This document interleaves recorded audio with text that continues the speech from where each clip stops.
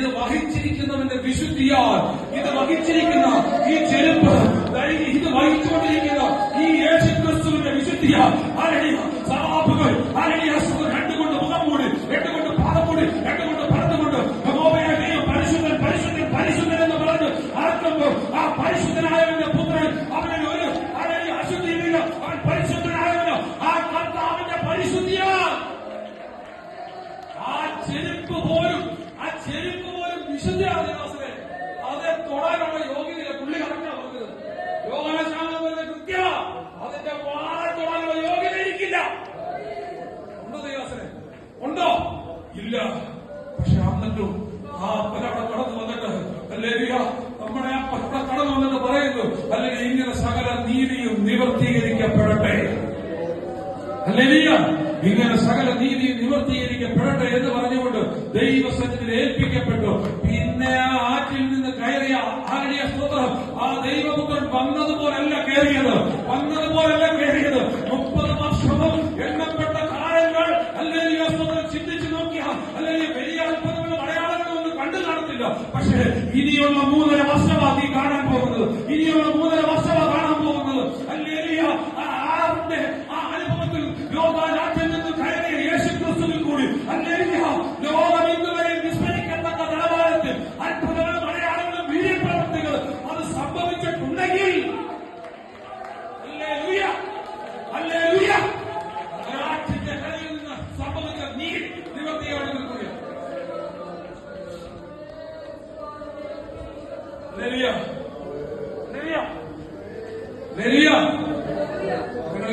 സ്തുതിച്ചാട്ടെ.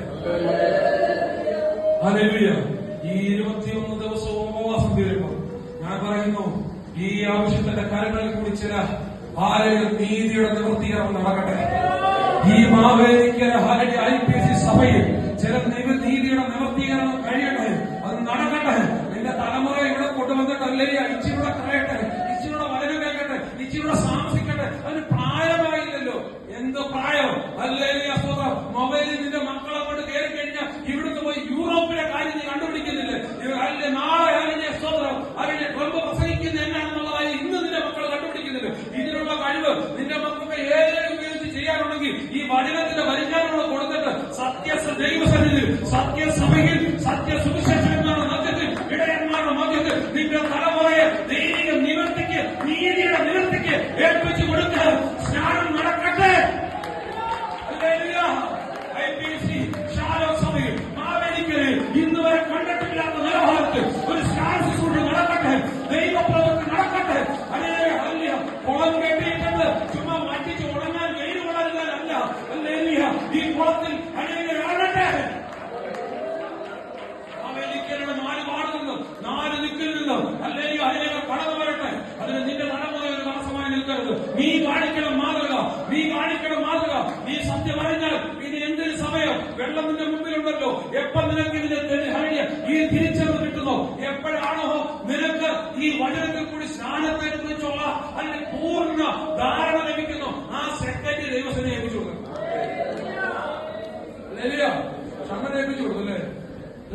ദൈവം തയ്യാറാവും. ഞാനൊക്കെ എന്റെ പൊന്നുവാസേ ഇങ്ങോട്ട് വന്നപ്പം അംബാനിക്കാരനെ സ്നേഹിച്ചിട്ടാ വന്നേ. അപ്പൊ നിങ്ങൾ ചോദിക്കും, അംബാനി എങ്ങനെ മാസ്റ്റർ സ്നേഹിച്ച്? പാവണ്ണി നിങ്ങളോട് പുള്ളി ഇവിടെ ഒന്നുമില്ലല്ലോ. പുള്ളിയുടെ ജിയോ പെട്രോൾ പമ്പിൽ കയറിയില്ല, ഞാൻ ഡീസലായിട്ട് പെട്രോൾ അടിച്ചിട്ട് വന്നേ. അവിടെ കയറി ഞാൻ പെട്രോൾ അടിച്ചിട്ട് വന്നേ. പുള്ളിക്കൊരു സ്നേഹ സമ്മാനം കൊടുത്തിട്ടാ വന്നേ. പെട്രോൾ അടിച്ചിട്ടാ ഞാൻ വന്നേ. അല്ല എന്റെ വണ്ടി ഓടുവോ? പക്ഷെ ഒരു വണ്ടി ഓടാതെ ഒരു ഉപദേശി ദൈവം അയച്ചായിരുന്നു. എന്തിനു വേണ്ടിയായിരുന്നു അറിയോ? ഒറ്റ പരിപാടിയേ ഉള്ളായിരുന്നു. ആ ഷണ്ണന്റെ രഥത്തിനോട് ചേർന്ന് നടക്കാൻ വേണ്ടിയിട്ട്. പുള്ളിക്ക് BMW ഇല്ലായിരുന്നു, പുള്ളിക്ക് മേഴ്സിഡീസ് ബെൻസ് ഇല്ലായിരുന്നു, പുള്ളിക്ക് മാറ്റി 800 പോലും ഇല്ലായിരുന്നു. സ്വർഗത്തിലെ ദൂതൻ സ്വർഗീയ അനോന്യം ലഭിച്ചവർ എത്തേണ്ടടുത്ത് അതിന് ചേർന്ന് നടക്കേണ്ടവരോട് ചേർന്ന് നടക്കും. അവനോട് വ്യാഖ്യാനിക്കേണ്ടത് വ്യാഖ്യാനിച്ചു കൊടുക്കും. അവനോട് വചനത്തിന്റെ ആഴങ്ങളെ തുറന്നു കൊടുക്കും.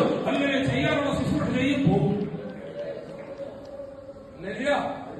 നമ്മുടെ ഉപദേശമാരൊക്കെ ഇപ്പൊ മുമ്പിലുണ്ട് കേട്ടോ. വചനം ഇങ്ങനെ പറയുന്നുണ്ട്, വചനം കിട്ടാത്ത നാഴിക വരാൻ പോവുകയാണ്. ഈ വചനമേ ലഭിക്കാത്ത നാഴിക നമ്മുടെ ദൈവമക്കൾക്ക് ഇപ്പൊ എന്നെ അസൂയാന്നറിയോ? തമിഴിലൊരു കുന്തളിപ്പെന്നാ പറയുന്നത്.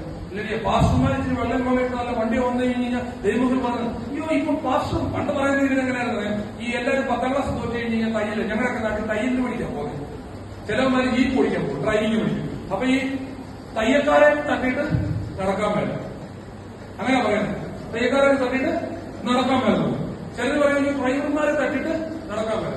നമ്മുടെ ബന്ധപ്പെട്ട വിശ്വാസം പറയുന്നത്, അയ്യോ നമ്മുടെ മാസലോകത്തിന് പോയപ്പോഴേ നമ്മൾ 20 പേരെ വരുന്നു, പക്ഷെ നമുക്ക് 40 പാസ്റ്റർമാരെ വേദിയിലിരുന്നേന്ന്, അല്ലെങ്കിൽ 40 പാസ്റ്റർമാരെ വേദിയിലിരുന്നത്. എന്നിട്ട് ഇറങ്ങുമ്പോൾ നല്ല ഒന്നാമത് ചോറൊക്കെ നിന്ന് ആ ഏമ്പക്കം ഇവിടെ ഇച്ചിരി മാറി, കാരണം കൾച്ചർ മാറിയിട്ട്.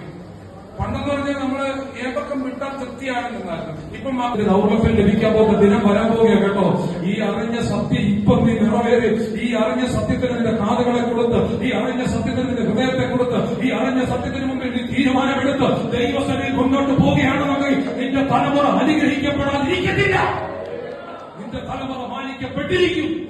നിന്റെ തലമുറയെ ദൈവം അനുഗ്രഹിച്ചിരിക്കും. തലമുറയൊക്കെ ശ്രദ്ധിച്ചാൽ അപ്പോ അഹവാച്ചിനോട് താഴ്മയുള്ളൊരു ഹൃദയത്തോടെ തങ്ങളുടെ സമ്പത്ത് അല്ലെങ്കിൽ അസ്വത്രം തങ്ങളുടെ കുഞ്ഞുകുട്ടികളുമൊക്കെ ആയിട്ട് അല്ലെങ്കിൽ കർത്താവിന്റെ ആവശ്യം പറഞ്ഞതുപോലെ ഒരു ശുദ്ധീകരണത്തോടുള്ള യാത്ര ആരംഭിക്കാൻ പോവുകയാണ്. ആ യാത്ര ആരംഭിക്കാൻ പോകുമ്പോൾ ഉള്ള ആരുടെ സ്തോത്രം അവരുടെ ഒരു പ്രാർത്ഥനയാണ് നമ്മൾ വായിച്ചത്. അപ്പൊ നിങ്ങളെന്റെ പെട്ടോ ഭാഷ തുടങ്ങിയവയോ അങ്ങനെയൊക്കെയല്ലേ നിങ്ങൾ ചിന്തിക്കുന്നത്? അല്ലേലിയ സ്തോത്രം. അതെ അതെ അതെ അല്ലേ, തുടങ്ങിയതേ ഉള്ളൂ. ദൈവം അവസാനിപ്പിക്കരുത്. ഒത്തിരി സമയം എടുക്കരുത്. കാരണം എനിക്കാണെങ്കിൽ നിങ്ങളുടെ കാര്യങ്ങളൊക്കെ ഇരിക്കുന്നത്. അല്ലേ ലുയ്യ. അതുകൊണ്ട് ഞാൻ ആ സമയത്ത് തന്നെ നിർത്തുവാൻ കർത്താവിനെ ആഗ്രഹിക്കുകയാണ്. അല്ലേ ലുയ്യ. നമ്മൾ വായിച്ച കുറുവാക്യത്തിൽ ഇപ്പോഴോ ദൈവം ഞങ്ങളുടെ കണ്ണുകളെ പ്രകാശിപ്പിക്കേണ്ടതിനും കേട്ടോ, ഇപ്പോഴോ ഞങ്ങളുടെ ദൈവം ഞങ്ങളുടെ കണ്ണുകളെ ഒന്ന് പ്രകാശിപ്പിക്കണം. ഒന്നാമത്തെ കാര്യം ഞങ്ങളുടെ കണ്ണുകളെ ഒന്ന് യാത്ര തുടരാൻ പോവും.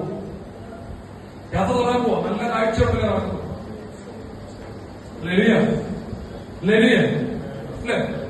നമ്മളൊരു വണ്ടി എടുത്ത് യാത്ര ചെയ്യണേ, നമ്മൾ എന്താ ചെയ്യണ്ടേ? ഒരു കാർ എടുത്ത് നമ്മൾ യാത്ര ചെയ്യണേ, എന്താ ചെയ്യണ്ടേ? പറ. അമ്മമാർ കാർ പറയുന്നില്ല. അവരാരും കാർ ഓടിക്കാത്ത ആൾക്കാരായതുകൊണ്ട് അവർക്കറിയുന്നു. കാർ ഓടിക്കുന്നവരാരെങ്കിലും ഉണ്ടോ? എന്നാ ചെയ്യണ്ടേ? കാര്യങ്ങളൊന്ന് നോക്കിക്കേ. കാർ എടുത്ത് യാത്ര ചെയ്യണം, എന്നാ ചെയ്യണ്ടേ? ആദ്യം പോയി ലൈസൻസ് എടുക്കണം. ആദ്യം പോയി കാർ ഓടിക്കാനുള്ള ലൈസൻസ് എടുക്കണം. വണ്ടി ഓടിച്ച് പഠിക്കണം. പഠിച്ചതിന് ശേഷം ലൈസൻസ് എടുക്കണം. ലൈസൻസ് എടുക്കാൻ പോകുന്നതിന് മുമ്പ് എന്നാ കാണിക്കണ്ടേ? ആന്റിക്ക് വിളിക്കണം. തോന്നണം. അനി പറഞ്ഞു കണ്ണ് കാണിക്കണം. ആടെ മുമ്പിൽ അപ്പുറത്തെ വീട്ടിൽ ചെറുക്കന് മുന്നിൽ കണ്ണ് കാണിച്ചാൽ മതി. അപ്പുറത്തെ അപ്പച്ചന്റെ മുന്നിൽ കണ്ണ് കാണിച്ചാൽ മതിയോ? പോരാ. ഒരു വിദഗ്ധനായ കണ്ണ് ഡോക്ടറിന്റെ മുമ്പിൽ കൊണ്ടുപോയി കണ്ണ് കാണിക്കണം. കണ്ണിന്റെ തെളിച്ചം കണ്ണ് ഡോക്ടർ നോക്കുന്നല്ലേ?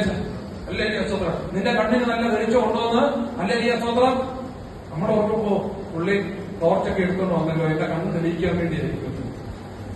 പുള്ളി ആ ടോർച്ച് അടിച്ചു നോക്കുന്ന നിന്റെ കണ്ണിലെ ഏതെങ്കിലും ഞരമ്പ് വീക്കായിട്ട് ഇരിപ്പുണ്ടോ, ഇത് എത്ര നാളത്തെ ഓടുമെന്നുള്ള കാര്യമാണ് നോക്കിക്കൊണ്ടിരിക്കുന്നത് കേട്ടോ. എന്റെ മുന്നിൽ ഈ കണ്ണിന് ഒത്തിരി പ്രത്യേകത ഉണ്ടാണ്ടി. അഥവാ നമ്മളൊന്ന് മരിച്ചെന്ന് വെച്ചോ, അല്ലെങ്കിൽ അസ്വതന്ത്രം, ഈ കണ്ണെങ്ങനെ ഇരിക്കും? കോട്ടയത്ത് വെച്ചൊരു ആക്സിഡന്റ് നടന്നിട്ട് ഒരു പട്ടി വിലങ്ങും ചാടി. സ്കൂട്ടർ ബൈക്കിൽ പോയപ്പോ ഒരു പട്ടി വിലങ്ങും ചാടി. അപ്പൊ ഞാന് ബൈക്കിൽ പോയിട്ട് വലിയൊരു ആക്സിഡന്റിൽ പെട്ടു. തലയടിച്ച വീട്, തലച്ചോറ് മൊത്തം ബ്ലഡ് ക്ലോട്ടായി പോയി. അറിയുന്നില്ല. കുറച്ച് കഴിഞ്ഞപ്പോ എന്റെ ബോധം പോയി. കോട്ടയം മെഡിക്കൽ കോളേജിലേക്ക് കൊണ്ടുപോകുന്ന വഴിക്ക് ഇക്കിള് എടുത്തിട്ട് അവസാന ശ്വാസം വലിക്കുന്ന ഈ സമയത്ത് ഞങ്ങളുടെ സഭയിലെ ഷോണാലി, ഇപ്പൊ നിങ്ങൾക്ക് വേണം കച്ചവക്കോടിലെ മറിയപ്പള്ളി ദൈവസഭയിലെ കർത്താവദാസന്റെ ഭാര്യ, തോമസ് അച്ഛന്റെ ഭാര്യ ഷോണാലി, ചർച്ചോട്ടൊക്കെ നല്ല ഒരു പൊസിഷനിൽ ഇരിക്കുന്നതാണ്. ആന്റിയോട് ചോദിച്ചാൽ ആന്റി എന്റെ കണ്ണ് തിരുമ്മി അടച്ചത്, കണ്ണ് തിരുമ്മി അടച്ചതാണ്. കൃപയാ. മെഡിക്കൽ കോളേജിൽ ചെന്നാണ് ജസ്റ്റ് ഒരു സെക്കൻഡിൽ എന്റെ തല പൊളിച്ചിങ്ങനെ ഓപ്പറേഷൻ ചെയ്യാൻ വേണ്ടി തീരുമാനിച്ച സമയത്ത് എനിക്കൊരു ബോധം വന്നു. ആ ബോധം വന്നപ്പോൾ ഡോക്ടർ ചോദിച്ച മറുപടി എല്ലാം കൃത്യമായി പറഞ്ഞു ദൈവാസനം. അപ്പൊ ഓർമ്മയുണ്ടെന്ന് പറഞ്ഞുകൊണ്ട് ഓപ്പറേഷൻ നിർത്തിവെച്ചു. കാരണം ഒന്നേ ഉള്ളൂ, ഒരു മരുന്നും തന്നില്ല, ഒരു ചികിത്സയും ചെയ്തില്ല. ഈ അപകട വിവരം അറിഞ്ഞിട്ട് അവിടുത്തെ ദൈവസഭയിലെ ദൈവമക്കൾ ഓടിപ്പിടിച്ചു വന്നു.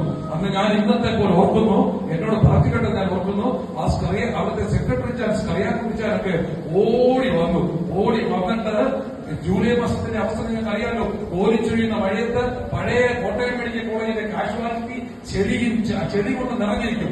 ആ ചെളി പിടിച്ച ആ പ്രതലത്തിലേക്ക് ഓടി വന്നിട്ട് അവര് മുന്നും പിന്നും വരുന്ന രോഗികളെ ഇതിനെ ഒന്നും നോക്കാതെ അവിടെ മുഴങ്കാലും മടക്കി ദൈവത്തിന്റെ സന്നിധിയിൽ എനിക്ക് വേണ്ടി പ്രാർത്ഥിപ്പാട്ടൊണ്ടാണ് ഏറ്റവും.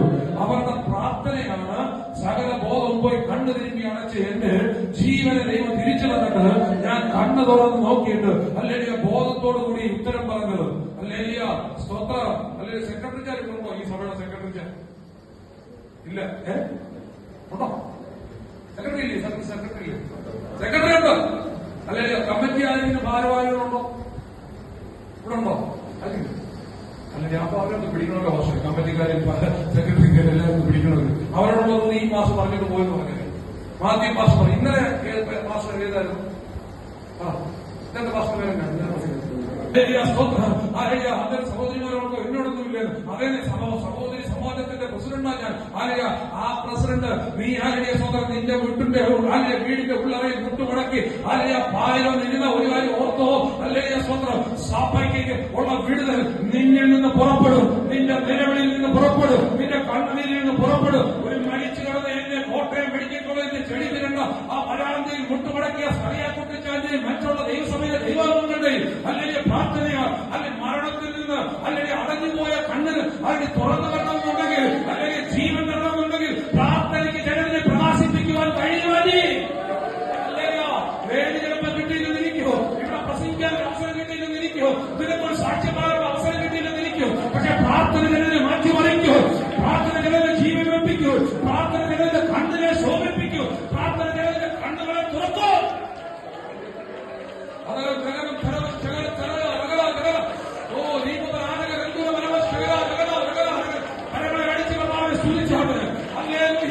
നാളുകളായി നീ പ്രാർത്ഥിച്ചുകൊണ്ടിരിക്കുന്ന ചില വിഷയത്തിൽ സ്വർഗത്തിലെ ദൈവം മറുപടി അയക്കാൻ പോകുന്നു.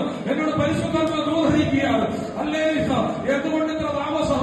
എന്തേ ഇത്ര താമസം? അല്ലെങ്കിൽ നാളുകളായി ഞാൻ മുഴുവൻ മുടക്കിയിട്ട് അല്ലെങ്കിൽ ഈ വിഷയത്തിൽ മറുപടി ഇല്ലല്ലോ വിചാരിക്കുന്ന ചില വിഷയങ്ങൾക്ക് സ്വർഗത്തിലെ ദൈവം സഡനായിട്ട് ചില ദൈവപ്രവർത്തികൾ വെളിപ്പെടാൻ പോവുകയാണ്. എന്നോട് പരിശുദ്ധാത്മ ദൂതരിക്കാൻ പറയുകയാണ്.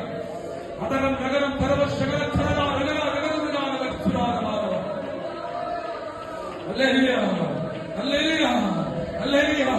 Hallelujah.